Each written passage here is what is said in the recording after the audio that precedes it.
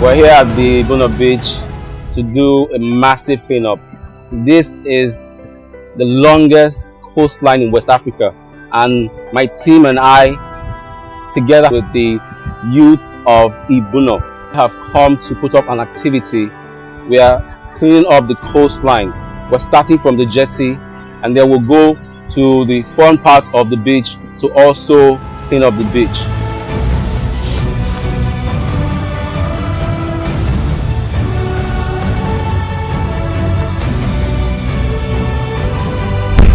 Now, one of the challenges we have in this part of the country is when people are around and want to visit a beach for tourism, they get things like, Ibeno is not such a clean beach.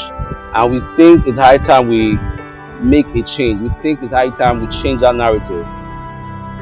We're able to reach out to the leadership, and when we got to the leadership, they told us some of the peculiar issues, including the water they consume. And then we went back, researched, found out that we could offer certain solutions, especially in the water aspect. And then we came up with the biosand filter in conjunction with the Center for Affordable Water and Sanitation Technology, all the way from Canada. They gave us materials, and we were able to build up the biosand filter that we're presenting to the community. The longest coastline in West Africa is the Ibeno Beach. So what can we do to bring tourists here? What can we do to bring economic value to this community? If the jetty is not so clean, I don't think I would want to buy fish there or go for a boat cruise. So the community have actually identified this, and in partnership, we're doing the massive cleanup.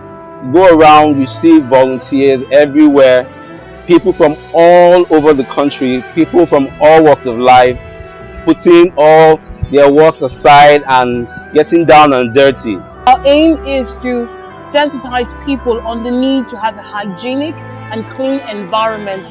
We talked to a couple of persons here, and they have expressed their dissatisfaction about the fact that the oil companies here are not doing enough to ensure that the environment is clean.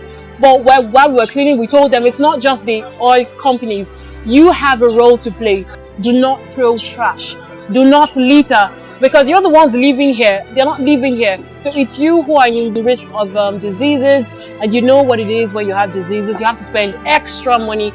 We hope that this can become a part of them. Cleanliness, having a hygienic environment can be ingrained in them for their own benefit. So we reduce the number of persons who we have dying to malaria, to cholera, and to the many diseases that come forth from having a dirty environment. The people that came to my community to play the environment of the Ibeno today, I so much thank God for today, for what God has done in my community, because they sanitize my community and they make my community very okay and decent.